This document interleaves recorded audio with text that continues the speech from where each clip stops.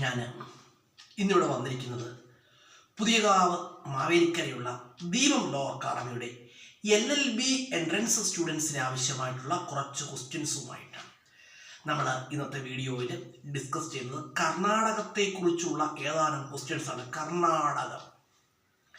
കർണാടകം എന്ന് പറയുമ്പോൾ നമുക്കറിയാം, കർണാടകം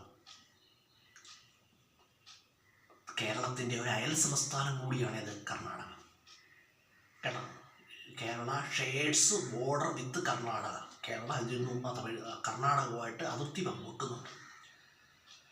അതുപോലെ കർണാടകത്തെക്കുറിച്ച് പറയുകയാണെങ്കിൽ കർണാടകത്തിൻ്റെ തലസ്ഥാനം ഏതാണ്?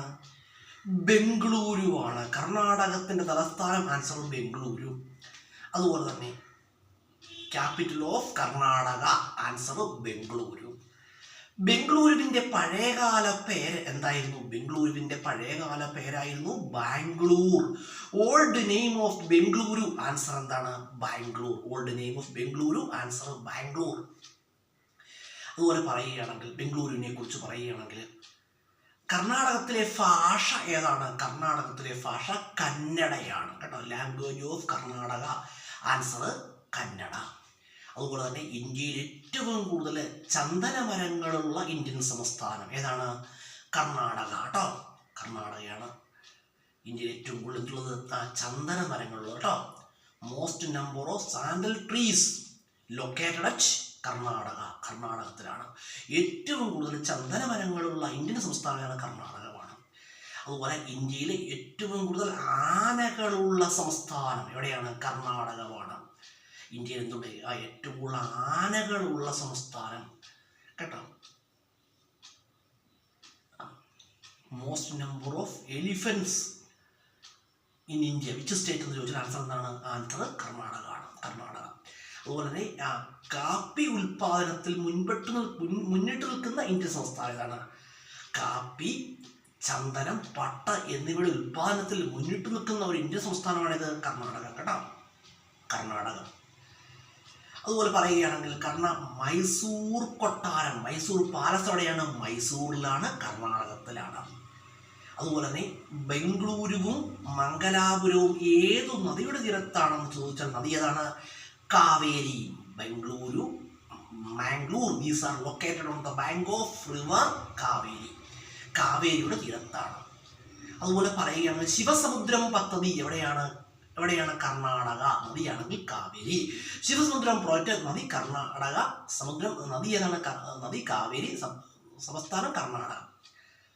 അതുപോലെ പറയുകയാണെങ്കിൽ നാഗാർജുന കൃഷ്ണ രാജസാഗർ ഡാം, നാഗാർജുനയല്ല, കൃഷ്ണ രാജസാഗർ ഡാം എവിടെ സ്ഥിതി ചെയ്യുന്നു? എവിടെയാണ്? കൃഷ്ണ രാജസാഗർ ഡാം സ്ഥിതി ചെയ്യുന്നത് എവിടെയാണ്? കർണാടകത്തിലാണ്. നദി ഏതാണ്? കാവേരിയാണ്.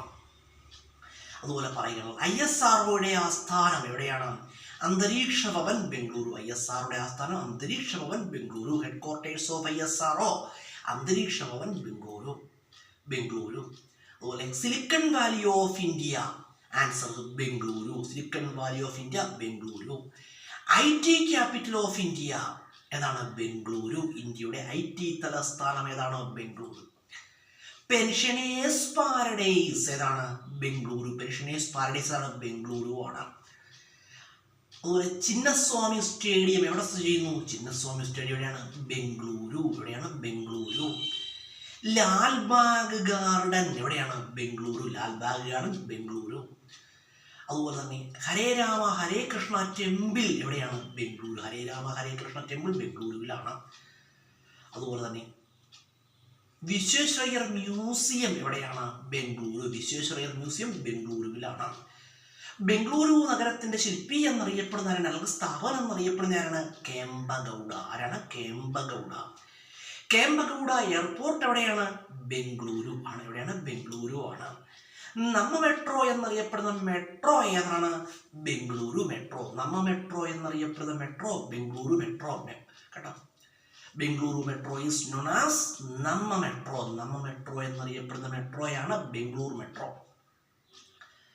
അതുപോലെ തന്നെ ബന്ദിപ്പൂർ നാഷണൽ പാർക്ക് എവിടെ സ്ഥിതി ചെയ്യുന്നു? Karnataka. Bandipur national park located Karnataka. Bandipur national park എവിടെയാണ്? കർണാടകത്തിലാണ്. അതുപോലെ പറയുകയാണെങ്കിൽ ഇന്ത്യയിലെ ഏറ്റവും വലിയ ചിത്രശലഭ പാർക്കായ ബെന്നാർഘട്ട സ്ഥിതി ചെയ്യുന്ന എവിടെയാണ്? കർണാടകത്തിലാണ്. ബെന്നാർഘട്ട അതെവിടെ സ്ഥിതി ചെയ്യുന്നു? കർണാടകം. എവിടെയാണ്? കർണാടകം. അതുപോലെ തന്നെ ഇന്ത്യയിലെ ഏറ്റവും വലിയ സ്വർണ്ണഖനിയായ കോളാർ ഖനി എവിടെയാണ്? കർണാടകത്തിലാണ്. കോളാർ ഖനി കർണാടകം. അതുപോലെ തന്നെ പറയുകയാണെങ്കിൽ വണ്ടർല എവിടെ സ്ഥിതി ചെയ്യുന്നു? വണ്ടർല എവിടെയാണ്? ബംഗ്ലൂർ. എവിടെയാണ്? കർണാടകത്തിൽ. വണ്ടർല ബംഗ്ലൂർ, കർണാടകം. അതുപോലെ തന്നെ ഞാൻ ഇന്നിവിടെ വന്നത് പുതിയകാവ് മാവേലിക്കരയുള്ള ദീപം ലോ അക്കാഡമിയുടെ LLB എൻട്രൻസ് സ്റ്റുഡൻസിന് ആവശ്യമായിട്ടുള്ള കുറച്ച് ക്വസ്റ്റ്യൻസുമായിട്ടൊക്കെയാണ്. അപ്പോൾ ഈ ക്വസ്റ്റ്യൻസ് എല്ലാവർക്കും ഉപകാരപ്പെടുന്നതാണ്, പ്രയോജനപ്പെടുന്നതാണ്. വീഡിയോ കാണുന്നവർ വീഡിയോ തുടർച്ചയായിട്ട് കാണുക കേട്ടോ.